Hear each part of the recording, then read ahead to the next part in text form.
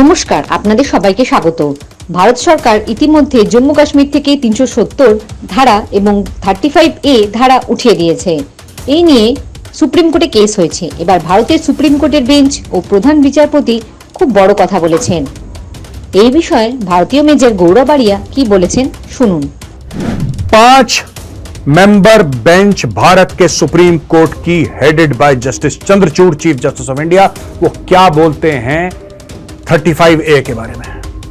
Article 35A, article 370 एक साथ निकाले गए थे दोनों के दोनों। 35A के बारे में चंद्रचूड़ साहब क्या बोलते हैं? कहते हैं कि लोगों को बेचा गया, पॉलिटिकल पार्टीज ने यह कह के बेचा कि यह प्रिविलेज है, यानी कि आपके लिए कोई स्पेशल हम चीज दे रहे हैं, पर असल में यह डिस्क्रिमिनेशन था, ये बाकी लोगों के खिलाफ भेदभाव था। अब मैं आपको आगे बताता हूं चीफ जस्टिस साहब ने क्या बोला, और पूरी बेंच के लिए बोल रहे हैं, वो तो अकेले थोड़ा ना बोल रहे हैं, पूरी बेंच के लिए बोल रहे हैं कि साहब इससे जॉब अपॉर्चुनिटीज डिनाई करी गई। हां ठीक है, तो दोस्तों चीफ जस्टिस ऑफ इंडिया ने क्या बोला? बोला कि साहब हां, जम्मू और कश्मीर के नागरिकों को कुछ खास प्रिविलेजेस दी गई, इसमें कोई शक नहीं है, उनका एक स्पेशल स्टेटस था, इसमें कोई शक नहीं है, लेकिन इस स्पेशल स्टेटस और इस प्रिविलेज के चक्कर में बाकी लोगों की फंडामेंटल राइट्स को कुचला गया। ठीक है जी, यानी कि आप जम्मू कश्मीर के नागरिक होते हुए आप पूरे भारत में नौकरी कर सकते हैं, लेकिन भारतवासी जम्मू कश्मीर में नौकरी नहीं कर सकते। आप वहां पे जमीन नहीं खरीद सकते, आप वहां पे ये नहीं कर सकते, वो नहीं कर सकते। और ये छोड़ दीजिए, कुछ लोग ऐसे भी थे, जो जम्मू कश्मीर में अभी भी हैं, लेकिन 370-35 से हटने के पहले वो वहां पे कई पुश्तों से रह रहे हैं, लेकिन उनको भी अधिकार नहीं दिए।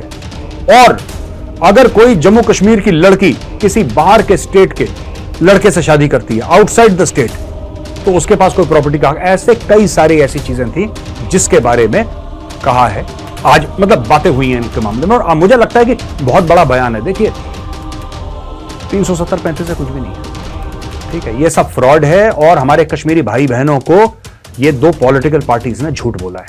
मैं आपको सच सच बताता हूं, जो मेरे कश्मीरी भाई बहन सुन रहे हैं ना, आप एक बता दो आपको क्या फायदा हुआ, आपको फायदा क्या हुआ है 35 से 370 अगर बता दो तो। हाँ, जिद करनी है किसी को और जिद करके अपना पॉइंट प्रूव करना, वो अलग बात है, लेकिन आपको फायदा क्या हुआ एक बात बता दीजिए। आपको नुकसान ही नुकसान हुआ है, और आपको इतना ज्यादा नुकसान हुआ है क्योंकि इन लोगों ने आपके दिमाग में, ये महबूबा मुफ्ती के परिवार और फारूक अब्दुल्ला के परिवार, इन्होंने क्या करा, आपके दिमाग में एक कीड़ा रख दिया, आपके दिमाग में गलत बात डाल दी। क्या गलत बात डाल दी आपके दिमाग में? यह बात डाल दी कि साहब आप बिल्कुल भारत से अलग हैं, आप कुछ स्पेशल नहीं है। कोई स्पेशल नहीं है यार, मैं और आप बराबर हैं। जब तक आप ये मानते रहेंगे कि आप दुनिया भर से स्पेशल हैं, आप कुछ अलग ही हैं, तो सिर्फ आपको नुकसान होगा, दुनिया को कुछ नहीं होने वाला। भारत में देखिए हर एक राज्य तरक्की कर रहा है। उत्तर प्रदेश, जहां पे लोग आज से 10 साल पहले आने से डरते थे, 8 साल आने से पहले डरते थे, यहां पे मैं तो तब का यहां पे नोएडा में रह रहा हूं, लोग आने से डरते थे, आज की तारीख में वो कह रहे हैं, प्लान बना रहे हैं $1 ट्रिलियन इकोनॉमी का। वो कह रहे हैं साहब माइक्रोसॉफ्ट का कैंपस लग गया, विप्रो का कैंपस लग गया, फलाने का, इन्फोसिस का, किसका कुछ का, दुनिया भर की इन्वेस्टमेंट यहां पे आ गई। कुछ इन्वेस्टमेंट पहले से थी, राइट, मैं ये नहीं कह रहा कि सारी इन्वेस्टमेंट अभी आई है, कुछ इन्वेस्टमेंट पहले से भी थी, ऐसी बात नहीं है, लेकिन अब उसमें ऐसा लगता है कि स्टेरॉइड्स लग गए, सब तरक्की कर रहे हैं। आप बैंगलोर देखो कहां से कहां पहुंच गया यार बैंगलोर। और बैंगलोर का जो सफर है दोस्तों, वो 30-35 साल का सफर है।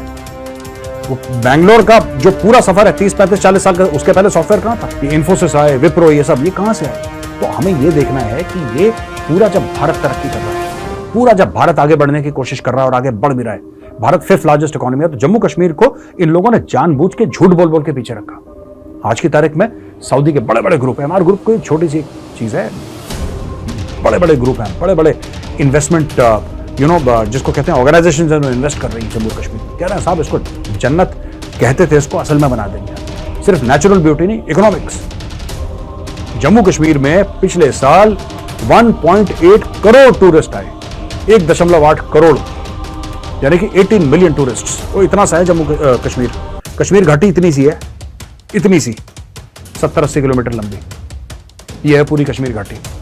और उस कश्मीर घाटी के अंदर इतने टूरिस्ट आए दोस्तों।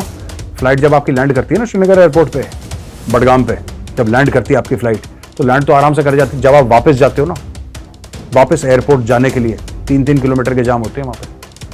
आप कभी श्रीनगर के एयरपोर्ट के अंदर घुस के दिखाना, तब आपको पता लगेगा, इतने टूरिस्ट हैं वहां पे, पैर रखने की जगह नहीं है वहां पे। ये क्यों हुआ? आज की तारीख में कश्मीरी खुशहाल है। लेकिन ये और ये सब ना, ये महबूबा मुफ्ती अलग चीज है, कुछ कुछ और है वहां पे क्रांतिकारी विचारधारा वाले जो कहते हैं ना, वो भी मजाक में कह रहा हूं, क्रांतिकारी असल में नहीं क्रांतिकारी। जो लोग ये कहते हैं कि साहब हम ये कोई टीचर है, मैं सुन रहा था कि टीचर गया वहां पे, मैं केस लड़ूंगा सुप्रीम कोर्ट में। क्यों अपना वक्त जाया कर रहे हो यार? क्यों वक्त जाया कर रहे हो? क्यों अपने स्टूडेंट्स की जिंदगी, अपनी जिंदगी खराब कर रहे हो, केस लड़ रहे हो? ये झूठा है, फ्रॉड है 370-35 से। तुम्हें झूठ बोला है दो मुफ्ती परिवार ने और अब्दुल्ला परिवार ने, they have lied to you. ये फ्रॉड है पूरा। आपको ये देखना चाहिए कि कश्मीरी की जेब में पैसा और कैसे आए। ठीक है, कश्मीरियों की जेब में और डिस्पोजेबल इनकम जिसको कहते हैं। अगर मैं यूपी में काम कर रहा हूं, मैं ये देखूंगा भैया उत्तर प्रदेश में जो लोग हैं उनके पास और पैसा कैसे आए उनकी जेब में। जो तमिलनाडु में तमिलनाडु का देखेगा, जो केरला का है केरला का देखेगा, जो कर्नाटका का है कर्नाटका का देखेगा। सब लोग अपने अपने राज्य का देखेंगे कि उनके राज्य का किस तरीके से वेलफेयर हो। लेकिन आपके राज्य वालों ने क्या देखा? जब आपका राज्य था, अब तो यूनियन टेरिटरी, उन्होंने देखा कितना घटिया इंफ्रास्ट्रक्चर, कितना घटिया इंफ्रास्ट्रक्चर। बिना पैसे दिए एक जमाना था कश्मीर में, अब थोड़ा सा पहले से कम है, लेकिन corruption is a very big problem in Jammu Kashmir.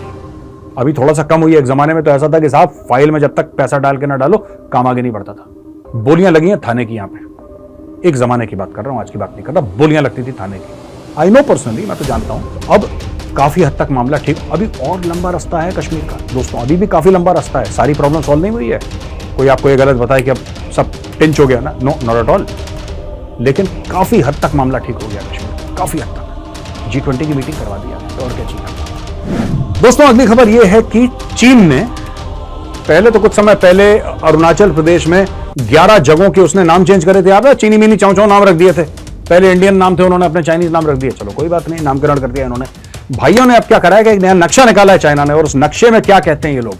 नक्शे में ये कहते हैं भाई लोग कि साहब पूरा का पूरा अरुणाचल हमारा है, ठीक है, पूरा का पूरा साउथ चाइना सी हमारा है। भाई साहब पूरा साउथ चाइना सी इनका है, वियतनाम का नहीं है, ठीक है। जबकि वियतनाम क्लेम करता है, और 4-5 देश हैं जो क्लेम कर रहे हैं, किसी का नहीं है, सिर्फ चाइना का। हड़प लो, पूरा ताइवान हमारा है। ये मैं तो कह रहा हूं कि पूरी दुनिया को ना, मैं चाइनीज को क्या करना चाहिए, पूरी दुनिया का जो ग्लोब है ना, ग्लोब होता है ना, ग्लोब के ऊपर लाल झंडा बना के जो तारे तूरे लगे रहते हैं इनके चाइना के, वो लगा के खत्म करो, बोलो मेड इन चाइना यार। पूरी दुनिया हड़प लो तुम लोग को, तुम्हारा पेट थोड़ा बनने वाला है। दोस्तों मैं आपको बता रहा हूं, ये अभी इंडिया का इसके ऊपर जवाब आ गया कि ये सब चीजों में, ये सब हम रिजेक्ट करते हैं इसको। इंडिया ने भी ज्यादा तवज्जो नहीं दी, लेकिन मैं कह रहा हूं इसका जवाब देना पड़ेगा। लेकिन चीन ने बड़े, जिसको कहते हैं खतरनाक समय पे काम करा है, और जानबूझ के करा है। अभी मोदी जी की मीटिंग हुई थी शी जिनपिंग से, कहां पे? जोहान्सबर्ग में। किसमें? ब्रिक्स समिट में। याद है आपको, हमने कवर करा था। ब्रिक्स समिट में मीटिंग हुई मोदी जी, और वहां पे दोनों लीडर ने ये डिसाइड करा था कि लद्दाख से पीछे हटेंगे चाइनीज फौजें। ये बात हुई थी, उन्होंने बोला हाँ ठीक है हम लोग वर्क करेंगे। अब जाके ये नक्शा आ जाता है। इसका मतलब क्या है? यानी कि चीन की नीयत में खोट है दोस्तों, चाइनीज नीयत में खोट है। और चाइना को मैं बता रहा हूं, लातों के भूत बातों से नहीं मानते। इनके कोर कमांडर लेवल टॉक्स करवा लो, मेजर जनरल लेवल टॉक्स करवा लो, प्रधानमंत्री लेवल टॉक्स करवा लो, एक्सटर्नल अफेयर्स मिनिस्टर टॉक्स करवा लो, फॉरेन सेक्रेटरी लेवल टॉक्स करवा लो। चाइनीज अगर मानते हैं तो डंडे की भाषा मानते हैं। कुत्तों को घी हजम नहीं होता दोस्तों, इस चीज का ध्यान रखना जो मेजर ने बोला आपको, कुत्तों को घी हजम नहीं होता। चाइनीज ऐसे नहीं मानेंगे। आप उनसे डिस्कशन करते रहोगे 10 साल, इनको जब तक कूटोगे नहीं, इनके साथ जब तक मारपीट नहीं करोगे, इनको समझ में नहीं आएगा। मैं बार बार नाम लेता हूं, बार बार। जय हिंद, जय जवान, जय किसान।